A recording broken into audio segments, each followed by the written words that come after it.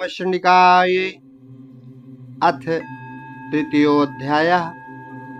सूत जी द्वारा पुराणों के नाम तथा उनकी श्लोक संख्या का कथन, उपपुराणों तथा प्रत्येक द्वापर युग के व्यासों का नाम। सूत जी बोले, हे मुनीश्वर वृंद, सत्यवती सुत वेद व्यास जी से मैंने जिस प्रकार तत्व पूर्वक पुराणों को सुना है उसे मैं आप लोगों से कहता हूँ, सुनिए।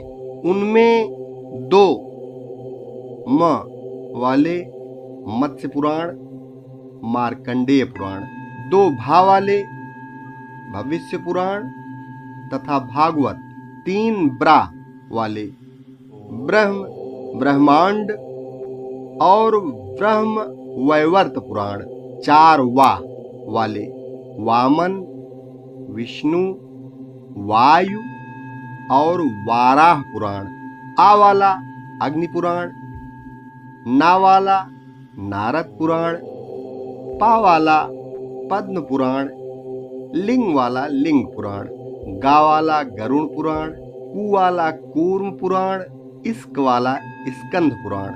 ये पृथक पृथक 18 पुराण हैं। उनमें आदि के मत्स्य पुराण में 14,000, अत्यंत अद्भुत मार्कंडेय पुराण में 9,000 तथा भविष्य पुराण में 14,500 श्लोक संख्या तत्वदर्शी मुनियों ने बताई है।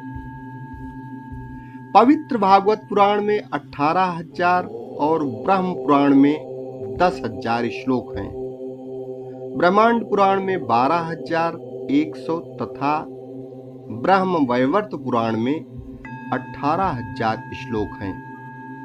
हे सौनक, वामन पुराण में 10,000 तथा वायु पुराण में 24,600 श्लोक हैं। उस परम विचित्र विष्णु पुराण में 23,000, वाराह पुराण में 24,000, अग्नि पुराण में 16,000 तथा नारद पुराण में 25,000 श्लोक कहे गए हैं।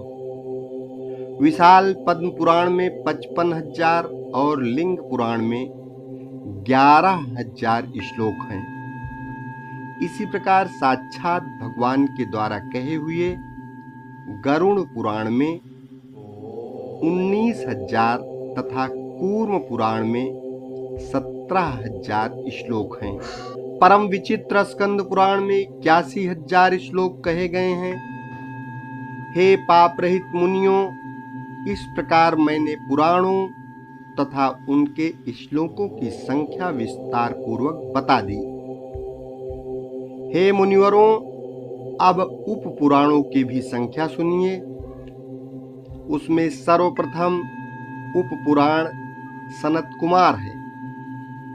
तत्पश्चात नरसिंह, नारदीय, शिव, दुर्वासा, कपिल, मनु, उष्णा, वरुण, कालिका, साम, नंदी, शौर, पराशर, आदित्य, माहेश्वर, भागवत तथा 18वां वासिष्ठ, ये सब उप पुराण महात्माओं द्वारा बताए गए हैं। सत्यवती तनय वेद व्यास जी ने 18 पुराणों की रचना करने के बाद उन्हीं विषयों से विस्तार पूर्वक उस अतुलनीय महाभारत का प्रणयन किया। प्रत्येक द्वापर युग में भगवान वेद व्यास जी ही धर्म रक्षार्थ पुराणों की यथाविधि रचना करते रहते हैं। जब जब द्वापर युग आता है तब तब साक्षात भगवान विष्णु ही व्यास जी के रूप में अवतीर्ण होकर सर्वलोक हितार्थ वेद के अनेक भेद करते हैं। विशेषकर कलयुग में ब्राह्मणों को अल्पायु एवं अल्प बुद्धि जानकर वे युग युग में पवित्र पुराण संहिताओं का निर्माण करते हैं। स्त्रियों, शूद्रों तथा भ्रष्ट द्विजातियों को वेद श्रवण का अधिकार नहीं है, इसलिए उनके कल्याण के लिए व्यास जी ने पुराणों की रचना की है। हे श्रेष्ठ मुनिगण, इस वैवस्वत नामक शुभ 7वें मनवंतर के 28वें द्वापर युग में परम धर्मनिष्ठ सत्यवती पुत्र मेरे गुरु श्री व्यास जी हुए और 29वें द्वापर में द्रोणी नाम के व्यास होंगे। इनके पूर्व भी 27 व्यास हो चुके हैं, जिन्होंने प्रत्येक युग में अनेक पुराण संहिताएं रची हैं। ऋषियों ने कहा, हे महाभाग सूत जी, अब आप पूर्व काल में प्रत्येक द्वापर युग में अवतीर्ण हुए पुराण वक्ता व्यासों की कथा कहिए।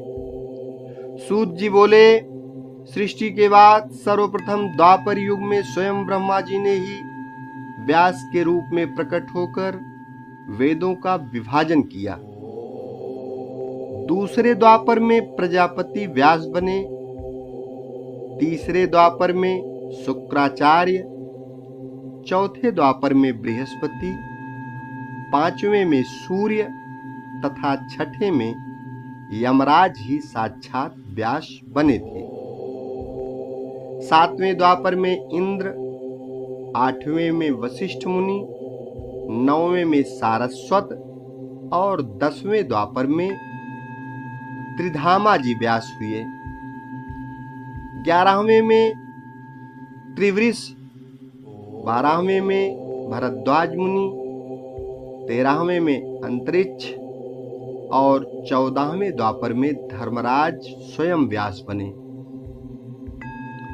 15वें द्वापर में त्रयारूढ़ी, 16वें में धनंजय, 17वें में मेधातिथि तथा 18वें द्वापर में व्रती मुनि व्यास हुए।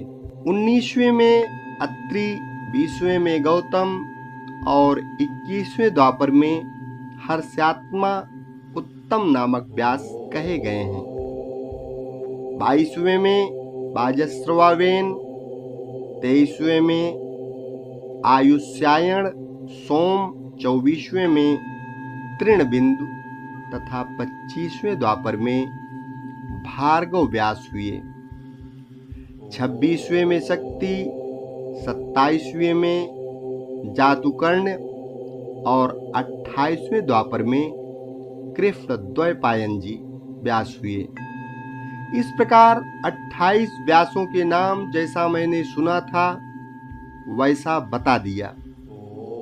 इन्हीं कृष्ण द्वैपायन व्यास जी के द्वारा कहे गए श्रीमद् देवी भागवत पुराण को मैंने सुना था, जो पुण्यप्रद, सब प्रकार के दुखों का नाश करने वाला, सब प्रकार के मनोरथ को पूर्ण करने वाला, मोक्षदाता, वैदिक भावों से ओतप्रोत तथा सभी आगमों के रसों से परिपूर्ण, अत्यंत मनोहर एवं मुमुक्ष जनों को सदा प्रिय लगने वाला है। जिस अत्यंत पवित्र पुराण को रचकर व्यास जी ने अरणी के गर्भ से उत्पन्न विद्वान महात्मा एवं विरक्त अपने पुत्र सुखदेव जी को पढ़ाया था, हे मुनि वृंद, उसी रहस्यमय महापुराण श्रीमद् देवी भागवत को मैंने भी करुणा सागर अपने गुरु व्यास जी के मुख से संपूर्ण रूप से यथार्थतः सुना तथा उनकी कृपा से उसे हृदयंगम कर लिया है। जिस समय अयोनिज एवं अपूर्व बुद्धिमान अपने पुत्र सुखदेव जी के प्रश्न करने पर व्यास जी ने रहस्य युक्त इस पुराण को सुनाया, उस समय मैंने भी एक साधारण श्रोता के रूप में इस महान प्रभाव वाले श्रीमद् देवी भागवत महापुराण को सुन लिया।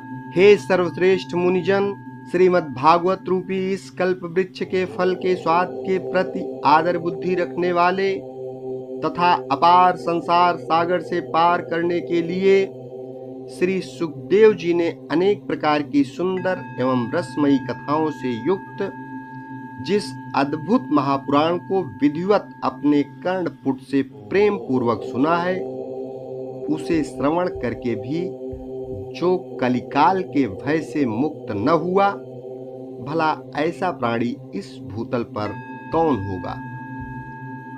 वैदिक धर्म से रहित तथा निकृष्ट विचार रखने वाला बड़े से बड़ा पापी मनुष्य भी यदि किसी बहाने इस उत्तम श्रीमद्देवी भागवत पुराण का श्रवण कर लेता है, तो वह भी निश्चय ही समस्त सांसारिक सुखों को भोगकर अंत में योग जनों के द्वारा प्राप्त करने योग्य भगवती के नाम से चिन्हित मनोरम तथा अचल पद को प्राप्त कर लेता है। जो प्राणी इस श्रीमद्देवी भागवत पुराण को प्रतिदिन प्रेम से सुनता है, उसके हृदय रूपी गुहा में विष्णु, शिव आदि देवताओं के लिए भी दुर्लभ सर्वश्रेष्ठ विद्या रूपिणी सज्जनों की एकमात्र प्रिया गुणातीता एवं समाधि द्वारा जानने योग्य वे भगवती निवास करने लगती हैं। अतः सर्वांग सुंदर इस मानव तन को पाकर संसार सागर के अगाध सलिल से पार होने के लिए जलयान के समान परम सुखदायी श्रीमद्देवी भागवत पुराण एवं उसके वक्ता को प्राप्त करके भी जो मूर्ख इसका श्रवण नहीं करता, वह विधाता के द्वारा वंचित ही कहा जाएगा। इस दुर्लभ मनुष्य देह में दोनों कानों को प्राप्त करके भी जो सांसारिक मनुष्य केवल दूसरों के दुर्गुणों को ही सुना करता है, वह अधम मंद बुद्धि चारों उत्तम पदार्थों को देने वाले तथा सब रसों से परिपूर्ण इस निर्मल पुराण को भूतल पर क्यों नहीं सुलाता। इति श्रीमद्देवी भागवते महापुराणेष्टादश सहस्रयां संहितायां प्रथम स्कंदे पुराण वर्णन पूर्वतक दिग्गी व्यास वर्णनम नाम तृतीयोऽध्यायः। ओम नमः शंडिकायै। चौथा अध्याय अगले वीडियो में। यदि चैनल अभी तक सब्सक्राइब न किए हो तो कृपया चैनल सब्सक्राइब अवश्य कर लें, क्योंकि इस चैनल के माध्यम से आपको सनातन धर्म से संबंधित सारी जानकारी मिलती रहेगी। प्लेलिस्ट में आपको सीरियल वाइज देवी भागवत, श्री रामचरितमानस का पाठ सुनने को मिलता रहेगा। धन्यवाद।